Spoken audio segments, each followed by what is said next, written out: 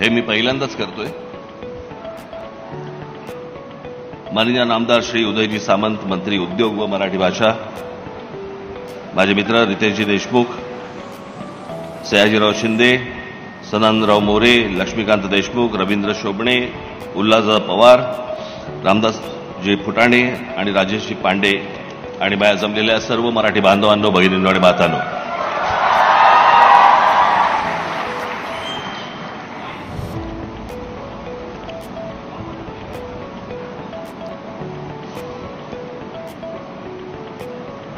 तुमच्या मनात असेल की हा कसा इथे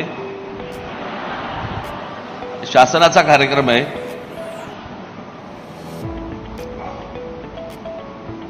पण उदयजी सामंत यांनी मला बरीच गळ घातली आणि या कार्यक्रमासाठी मला बोलवलं आणि त्यामुळे आपलं सर्वांचं दर्शन झालं. त्यामुळे मी उदयजी सामंत यांचे मी मनापासून आभार मानतो. आज माझे मित्र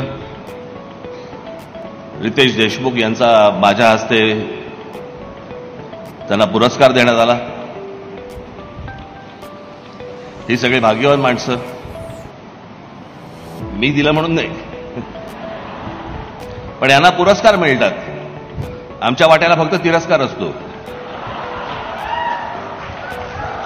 आणि तो घेऊन आम्हाला वाटचाल करत राहावी लागते. पण आज या मराठी भाषेसाठी म्हणून बऱ्याच गोष्टी आपल्याला करण्यासारख्या आहेत. सयाजीरावांनी सांगितलं आता की त्यांनी मराठीत भांडण कसं केलं आफ्रिकेतल्या माणसाशी.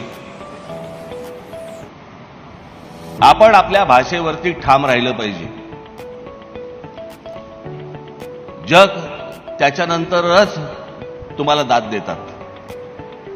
जशी फ्रेंच माणसं आहेत, जशी इतर देशांमधली माणसं आहेत, ते आपल्या देशाशी आपल्या स्वतःच्या भाषेबरोबर इतके प्रामाणिक असतात की तुम्हाला त्यांचा अभिमान वाटायला लागतो. अरे की स्वतःच्या भाषेची केवढी प्रामाणिक आहेत, आपल्या देशात आहेत की.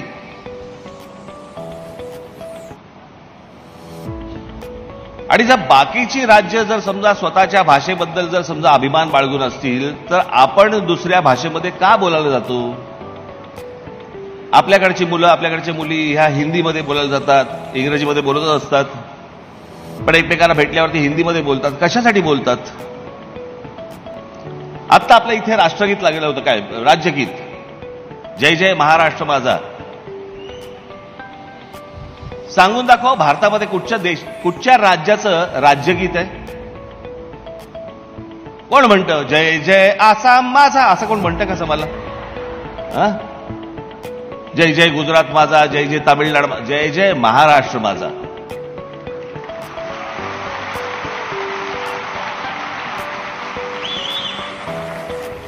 पहिली गोष्ट आपण लक्षात घेतली पाहिजे की आजपर्यंत या भूप्रदेशावरती, ज्याला मी नेहमी सांगत आलो की हिंद प्रांत, हिंद प्रांत, कारण हा देश हिंदुस्थान भारत जो काय आहे हा 1947 साली झाला. पण या संपूर्ण हिंद प्रांतावरती जी आक्रमणं झाली ती सगळी बाहेरून आली आहेत. या हिंद प्रांतावरती जर कोणी राज्य केलं असेल 125 वर्ष, या भागातल्या लोकांनी ते फक्त मराठ्यांनी केलं.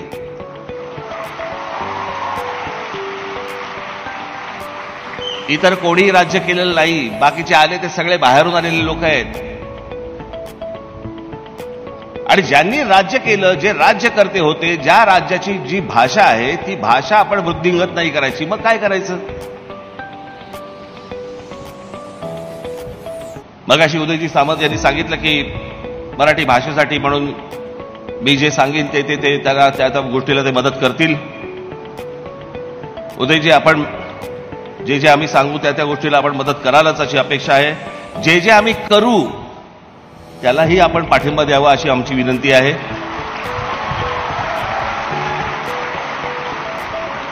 तेव्हा फक्त केसेस टाकू नका.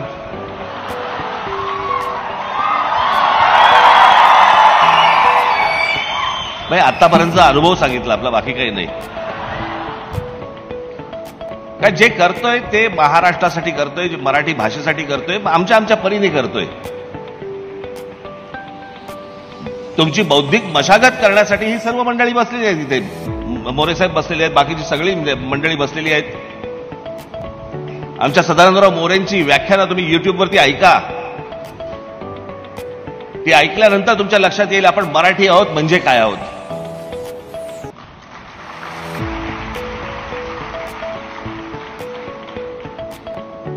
मी नेहमी मी अनेकदा माझ्या भाषणामध्ये सांगत आलो, मी आज पुन्हा एकदा सांगतो, माणसाचं जे अस्तित्व असतं किंवा एखाद्या भाषेचं, त्या समाजाचं जे काही अस्तित्व असतं ना, ते त्या जमिनीवरती असतं. आपण दरवेळेला म्हणत आलो आपण आमचा इतिहास, जगाचा इतिहास. इतिहास म्हणजे काय?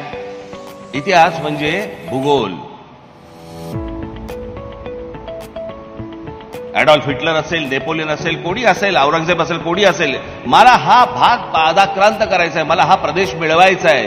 तो मिळवल्यानंतर जो बनतो तो इतिहास.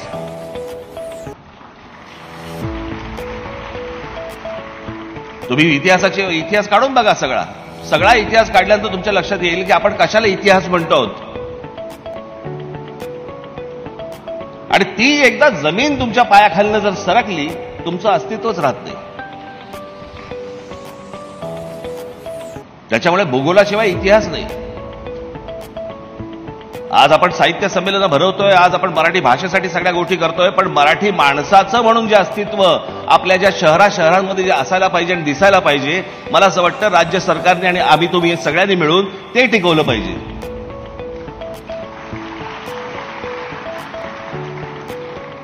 नुसत्याच फक्त प्रगतीच्या नावावरती जर आमच्याकडच्या जमिनी फक्त जाणार असतील आणि आमचीच लोक जर समजा आमच्याच राज्यामध्ये बेघर होणार असतील, मला असं वाटतं त्याला विकास नाही म्हणत. तो विकास नसतो. आपलं अस्तित्व पुसण्याचा तो एक प्रकारचा डाव असतो. मला असं वाटतं ती गोष्ट प्रत्येकाने समजून घेतली पाहिजे की आपण नेमकं काय करतो आहोत. प्रत्येकाने ही गोष्ट जपली पाहिजे की माझ्या इकडे एखादी एवढी समजा 5,000 एकर जमीन एखाद्या कंपनीने विकत घेतली. कंपनीने विकत घेतलीचा अर्थ काय? की त्या 5,000 एकर मधली सगळी कुटुंब गेली बाहेर. कुठे गेली, काय गेली, माहिती नाही. जर समजा आपण ह्या गोष्टी जर जपल्या नाहीत, आपण आपलंच राज्य जर जपलं नाही, मला सगळ्याकडच्या, मला आज काय कुठचं तुम्हाला कॉन्ट्रोवर्शियल किंवा असल्या प्रकारची गोष्ट सांगायची नाही, पण मला असं वाटतं की साहित्य, इतिहासातनं काही आपण बोध घेणार नसू. इतिहास न वाचलेला बरा.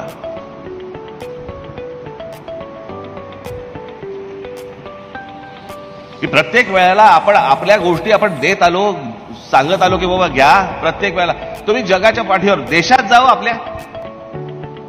मी तुम्हाला साधी एक गोष्ट म्हणून सांगतो की आता 370 कलम हे काश्मीरमधनं रद्द झालं. ते झालं नाही झालं वगैरे वगैरे, आपण त्या भानगडीत नको जाऊया. आता 370 कलम रद्द झाल्याचा अर्थ काय? तर भारतीय माणूस तिथे काश्मीरमध्ये स्वतःची जमीन घेऊ शकतो. अजून किती जणांनी घेतले मला माहिती नाही. तर खरं तर पहिल्यांदा अंबानी आणि अदानींनी घ्यायला पाहिजेत. आता लोकांना विश्वास बसेल ना की बाबा जायला हरकत नाही. पण तुम्हाला गंमत म्हणून सांगतो, हे फक्त काश्मीरपुरता नाही आहे.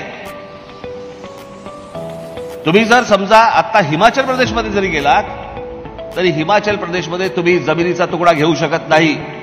भारतीय कोणी माणूस जरी समजा तिकडे गेला, तरी हिमाचल प्रदेशमध्ये तुम्ही तुमचा जमिनीचा तुकडा विकत घेऊ शकत नाही. तुम्ही जर आसाम, मणिपूर आणि ह्या सगळ्या भागामध्ये गेलात, तुम्ही तिथे जमीन विकत घेऊ शकत नाही, भारतीय असून सुद्धा. आम्हीच का मोकळीक दिली आहे?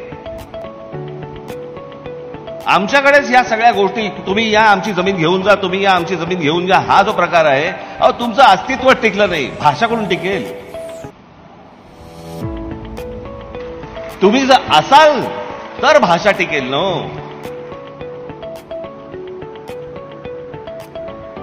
माझी उदयजी सावंत यांना विनंती आहे की मराठी भाषेबरोबरच मला असं वाटतं राज्य सरकारने आपल्या मराठी माणसाचं अस्तित्व देखील तसंच टिकवलं पाहिजे.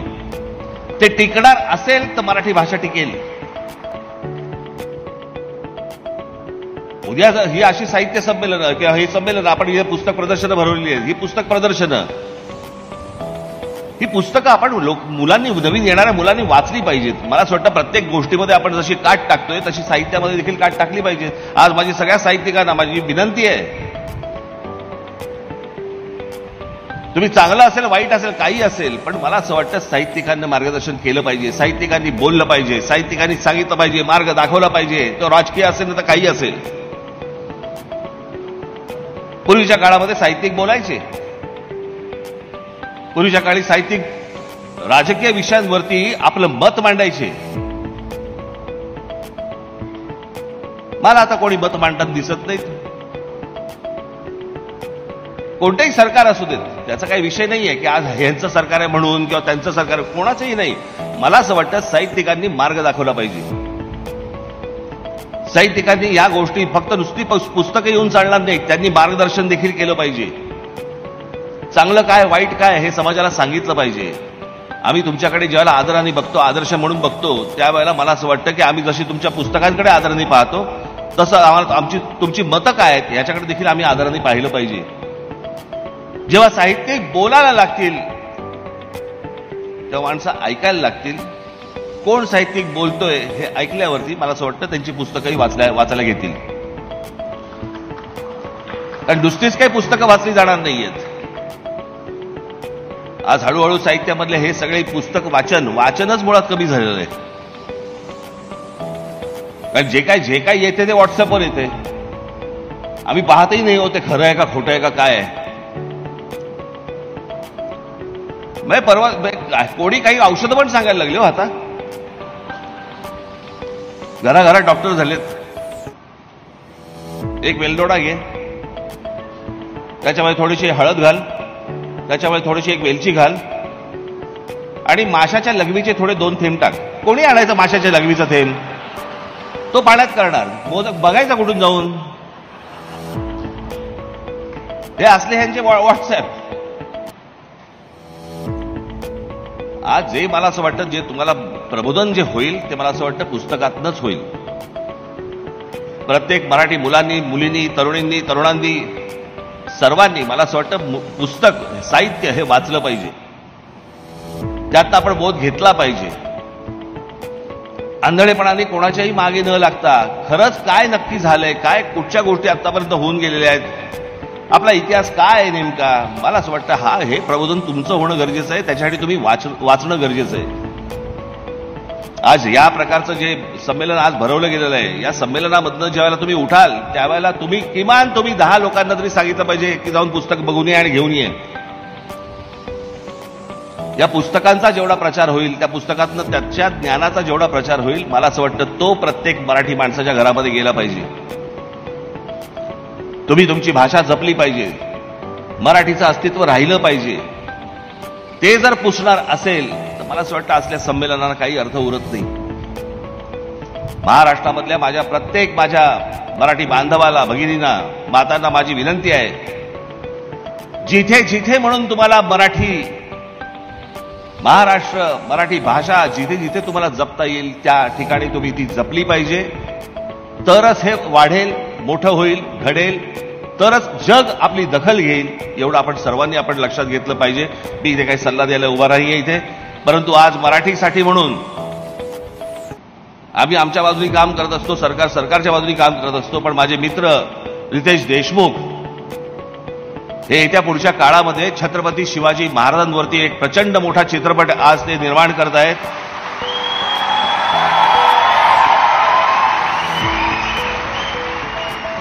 शिवरायांच्या भूमिकेमध्ये ते स्वतः आहे.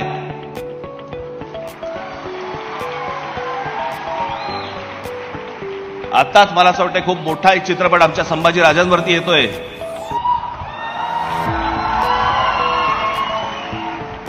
आणि पुढच्या काही काळामध्ये रितेश देशमुख यांचा शिवाजी महाराजांवरचा चित्रपट आज येतोय.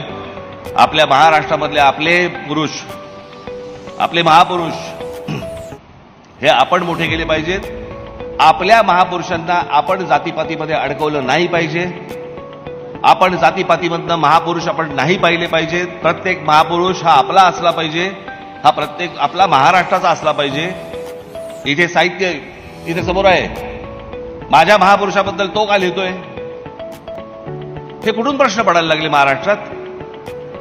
मला असं वाटतं योग्य लिहितोय का अयोग्य लिहितोय इथपर्यंत ठीक आहे, पण कोणत्या जातीचा माणूस लिहितोय ही कधी वेळ आली नव्हती. मला असं वाटतं या जातीपातीतनं हा महाराष्ट्र बाहेर येणं गरजेचं आहे. महाराष्ट्र हा मराठी म्हणून एकत्र येणं गरजेचं आहे। जशी बाहेरची राज्य बाकीची राज्य जशी त्यांची भाषा म्हटल्यानंतर जशी एकत्र येतात, साधी गोष्ट तामिळनाडू मधला आणि तुमचा ह्याच्यातला आंध्र प्रदेश मधला ना कावेरीचा प्रश्न, कर्नाटकातला माफ करा, कर्नाटकातला आणि कावेरीच्या प्रश्नावरती तामिळनाडू मधले चित्रपट सृष्टी असू देत, साहित्यिक असू देत, राजकीय पक्ष असू देत, सगळे राजकीय पक्ष एका प्रश्नासाठी म्हणून कावेरीच्या प्रश्नासाठी सगळे एका व्यासपीठावरती येतात। त्यांच्या भाषेसाठी सगळेजण सर्व लोक एका व्यासपीठावरती येतात। मला असं वाटतं आपापले मतभेद देखील आपण बाजूला सारून मराठीसाठी म्हणून आपण एकत्र सर्वांनी येणं गरजेचं आहे। प्रत्येकाची काम करायची पद्धत असते, आमची एक वेगळी पद्धत आहे, तीही मला असं वाटतं तुम्ही सांभाळून घेतली पाहिजे। ह्यांची एक पद्धत आहे, तीही सांभाळून घेतली पाहिजे। मला असं वाटतं ह्या नद्यांचा जर नीट संगम झाला तर मराठी भाषा आणि मराठी माणूस याला हात लावायची या जगात कोणाची हिंमत होणार नाही, एवढं आपल्याला निश्चित सांगतो।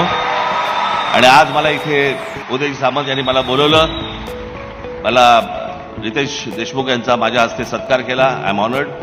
आणि या सगळ्या मला अतिशय मी भाग्यवान आहे की माझ्या मित्राचा सत्कार माझ्या हस्ते झाला त्याबद्दल। आणि होऊ घातलेल्या छत्रपती शिवाजी महाराजांच्या भूमिका करणाऱ्या माझ्या मित्राला मी मनपूर्वक शुभेच्छा देतो। सामंत साहेबांना आणि त्यांच्या सर्व सहकाऱ्यांना हा सर्व कार्यक्रम त्यांनी आयोजित केला त्याबद्दल मी त्यांना धन्यवाद देतो। इथे राहणाऱ्या मराठी माणसांना देखील मी मनापासून आज धन्यवाद आणि शुभेच्छा देतो। आणि हा कार्यक्रम पाहण्यासाठी अमेरिकेतनं आलेल्या जे लोक आहेत त्यांनाही मनापासून धन्यवाद देतो आणि आपल्या सर्वांची मी रजा घेतो। धन्यवाद। जय हिंद। नवीन घडामोडी पाहण्यासाठी आजच आम्ही मुंबईकर 24 तासला लाईक करा, सबस्क्राईब करा आणि अपडेट रहा।